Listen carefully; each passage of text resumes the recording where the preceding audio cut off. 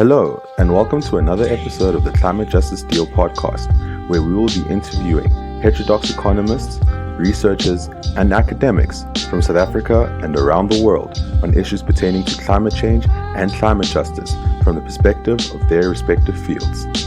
I'm your host, Awande Buthelezi, and I am a researcher and organizer at the Cooperative and Policy Alternative Center and an activist with the Climate Justice Charter movement.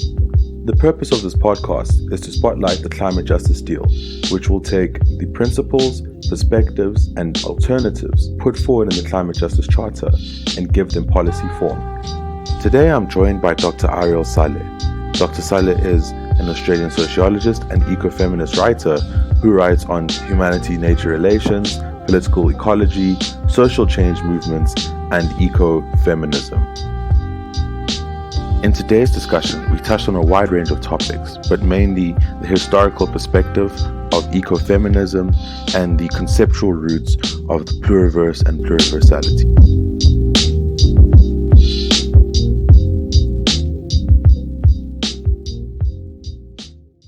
You begin your paper with an interrogation of the Anthropocene and the Eurocentric logic inherent within this era. So for those who are unfamiliar with the term of the Anthropocene, what is the Anthropocene exactly? Yeah, okay, well, the Anthropocene, it seems to be used to describe the era that we are in now, which is said to be a new geological era in the history of the planet, which has been pretty well totally formed by human actions. So I think they're the key ideas with it. And of course, it's an extremely arrogant assumption, but totally consistent with the Eurocentric mindset that it should be an outcome of human actions, this massive planetary destabilization which we're in.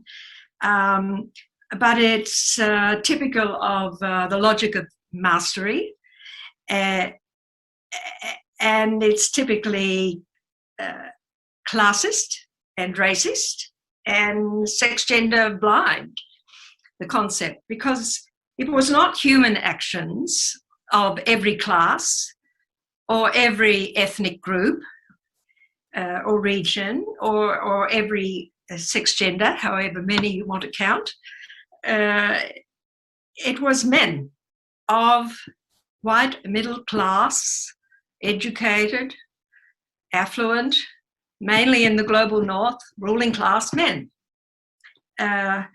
who have and who are perpetuating this destabilization of the planet, which we're experiencing in our lives right now, the floods and the fires and so forth.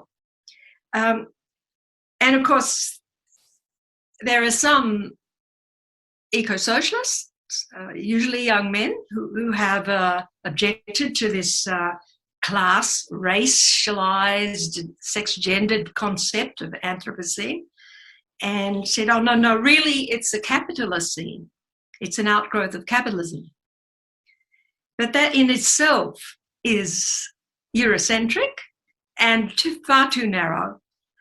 And in the work that I've been doing, I like to propose that we should call it an androcene. And I should just stop for a minute and say that while I'm talking to you, bear in mind the difference between feminism and ecological feminism, because it's related to Anthropocene question. Feminism still exists within the Eurocentric framework. It is still paying homage to the values of modernity. And ecocentrism has blasted through that, starting, 20, 30, 40, 50 years ago, 50 years ago, 1974 in Paris. Francois d'Arbonne was the first one to use the word, but all of us around at the time, young activists, students, whatever, were thinking this term to put ecology and feminism together already. So the point about ecofeminism is that while feminism is an anthropocentric concept, it still uses the framework of humankind. Ecofeminism is an ecocentric. We move to a framework which includes all life on Earth.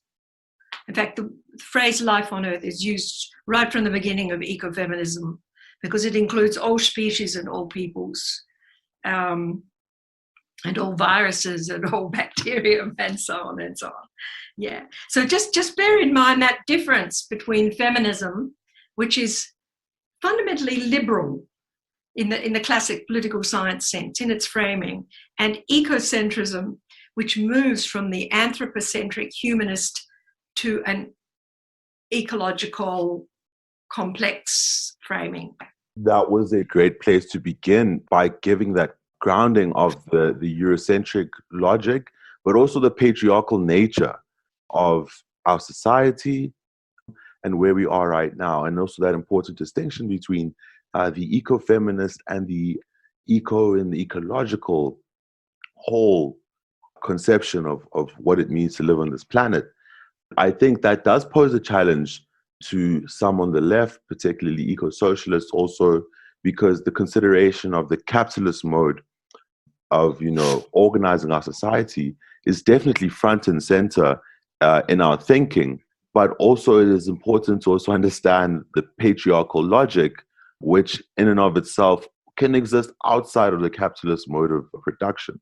And I think that particularly for us in the global south, coming from the African continent, the thought of the colonial context and Eurocentrism is not very far from our minds. We do tend to take into consideration how that relationship between capitalism and colonialism comes together, but to truly challenge what we currently live through, we must also understand and challenge the patriarchal nature of that colonial project also. I think that ecofeminists and the ecocentric distinction help also give us a clearer path in being able to understand what needs to be considered in making the necessary distinction to challenge or remove ourselves from that logic. To follow on completely from what you're saying, I'm just doing a book at the moment, and the title, it actually is Androcene. Oh, but what concerns me, what has concerned me for decades, is the fact that they talk about capitalism, and I consider myself an eco-socialist, of course, but it's not enough. It has to embrace an understanding of the sex-gender domination. And unfortunately, you find that socialists, close friends of mine actually, they will, yes, of course they endorse the feminist critique, but they tend to think in terms of an equal rights, so that whatever eco-socialism is going to bring, women will have the same rights and privileges and advantages and so forth. But that's not the point. Certainly it doesn't deal with the colonial question, the question of coloniality. So the way I come to it is that we really need to think of capitalism, colonialism, and patriarchy as three systems which exist in nested frames. And what I mean by nested frames, if you can imagine a big framework, and the biggest framework and the deepest framework and the most comprehensive framework is patriarchal power, because that also covers many global south cultures as well, unfortunately. But out of that, the main headache we have is coming from the revolution that occurred in Europe around about 16th century or so, when patriarchal relations discovered the capitalist form. Okay, but actually I've skipped a beat, because before that there was already a colonial expansionary aspect to patriarchy. Even among tribal peoples, they would expand and appropriate other people's land and territories and so forth. And, you go right back to ancient Greece and Rome and so on. You've got forms of coloniality there. It's not the coloniality we speak about today, because today we join coloniality out of capitalism, but that's a very unique modernist form of coloniality. So I like to see patriarchal relations as the deepest frame, coloniality as a colonization as one of its practices, a manifestation of it, and then capitalism coming along almost in modern times, only 500 years ago, as the most recent manifestation of patriarchal relations. And these are all joined. They flow in and they're interlinked. They flow out in and out of each other. They support each other. And I will even say, and it really relates to things that we talk about later, but there are patriarchal energies. We can come back to that, but patriarchal energies which flow through and energize these macro systems. I think that's really helpful. I think someone may ask themselves, if they've been following this conversation at this point and also knowing the theme of the podcast, what does this have to do with climate? And I think that also exposes the limitation in our thinking with regards to how we approach systemic breaks. How do we approach taking the off-ramp from our current trajectory as a global society or as a human civilization at this point? And these questions are really important in the consideration of what kind of world do you want to build, which deals with the ramifications of our current moment, which deals with the shortcomings of this way in which society and human civilization has been ordered. And if we do not consider these questions, then we're not making a fundamental break from where we're coming from. And I do think that these conceptions that you've brought forward are part of the foundation of vision making, part of the foundation of conceiving of another world and of conceiving and understanding what the alternative could be. So in 2019, you co-edited a book called The Pluriverse, a Post-Development Dictionary. I wanted to help people understand what this term of the pluriverse and pluriversality, what do they mean? Because you speak about decolonial inspirations and of visionaries from across the world who have made these decolonial visions something tangible to understand for many. So can we begin there in our understanding of alternatives, and what is the pluriverse and what is pluriversality? Mm-hmm. Yeah. Before I go to pluriverse, can I just say a little bit more about modernity? Because this is the thing that pluriverse is butting up against and critiquing. And it's to do with, as I said, there are three systems of nested frames, all of which are fundamentally patriarchal. But you touched on somewhere in the beginning of your question there, how does it help us understand the crisis of nature?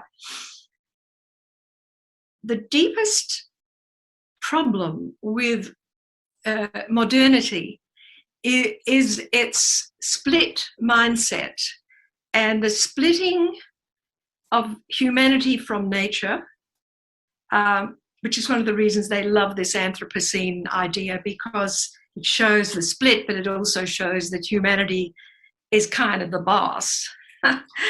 But the humanity-nature split, but this comes part and parcel with a mindset which divides everything into this or that, black or white, and I mean literally racially black or white, or masculine or feminine, nothing in between, or mental labor and manual labor.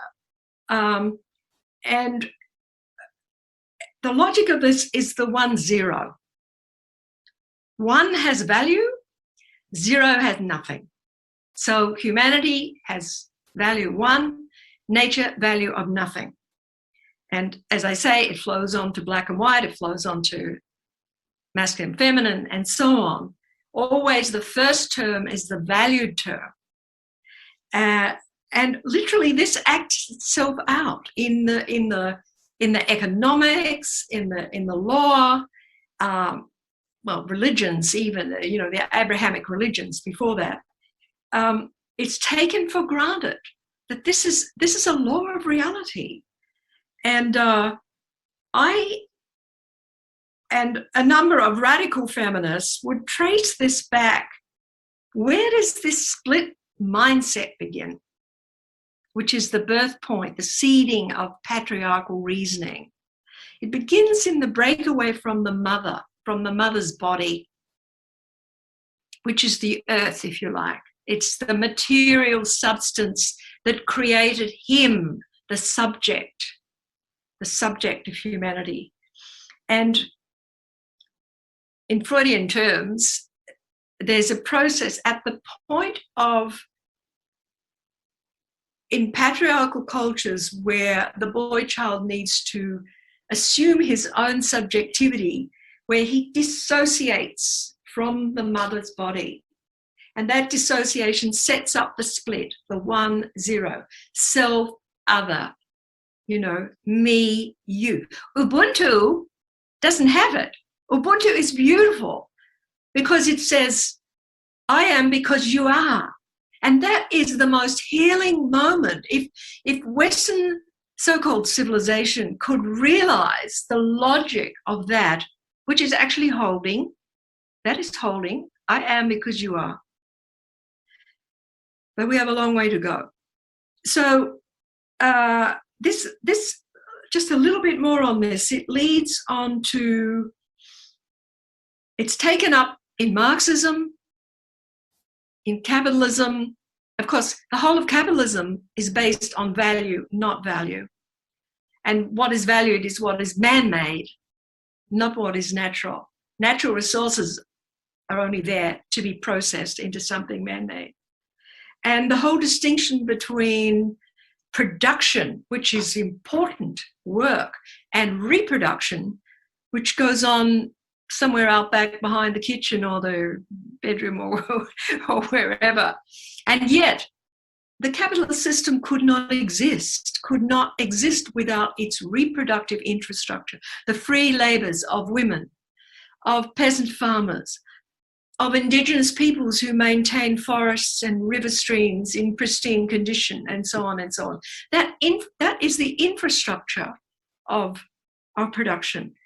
So the reason for the pluriverse, and each of us editors who came together, and we had not worked together before, but we all felt the same thing in our heart, which was the need to contest this false modernity. And I think it was Arturo Escobar who probably had the last word on the name of the title, Pluriverse. And coming from Colombia and the South American radical cultures, he's particularly fond of the Zapatista movement and approach to politics. And so Escobar identified for us this word pluriverse, which he said the Zapatistas say pluriverse is a world where many worlds fit. A world where many worlds fit. Your culture, my culture, Zapatista's culture, Asian culture, yeah. That is how modernity, the totalizing project of modernity, is truly challenged. I think that it's the explanation that you gave of how we meet this moment of modernity, and then the understanding of the world where many worlds fit. I think it really does come together quite naturally in terms of the way in which you oppose these binaries, or this binary world that has been created of the us and them, value and non-value. You said it is not enough to understand analytically the concept of the pluriverse and pluriversality. We must embody it, or we must also have a libidinal embodiment of it, which for me also speaks to the psychological nature in terms of how the bifurcation, the binaries have also worked on the psychology of the human subject and the individual within every society, and what that embodiment means and how it can help us create that psychological break that we require to make the necessary changes in our societal order. What you just said was perfect. I mean, you got it. You got it. But it's, you see, the dilemma here is that the suppression of emotional knowledge is basic to the civilization itself and all its constructs and its science and its law and its economics. And it's only women that are allowed to have that emotional reproductive knowledge, which is considered sort of, background noise kind of thing. So when in the 1970s, feminists began what they call consciousness raising groups. And we used to sit around in a circle and explore our daily experiences and try to milk out an analysis of what we understood by patriarchal power from that. And I really think it's time for men across all cultures to do that and to distance themselves from toxic masculinity, or in other words, modernity. It's the same thing. But it's not only at that emotional level. One of the things that really helps that is when men engage with women in doing reproductive labor, in doing caring for children. And already, of course, people in the pluriverse are streets ahead because they're working intuitively with natural energies in nature and understanding those. So that kind of praxis is very important. And many chapters in our Pluriverse book did deal with self-sufficiency, different cultural forms of provisioning and so on, which do help to create that alternative consciousness. Yeah.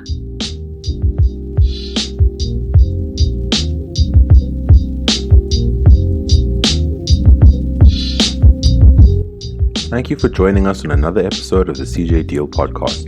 And for more information on the Climate Justice Charter, please visit www.cjcm.org.za. And you can find us on Twitter at CJ Charter SA.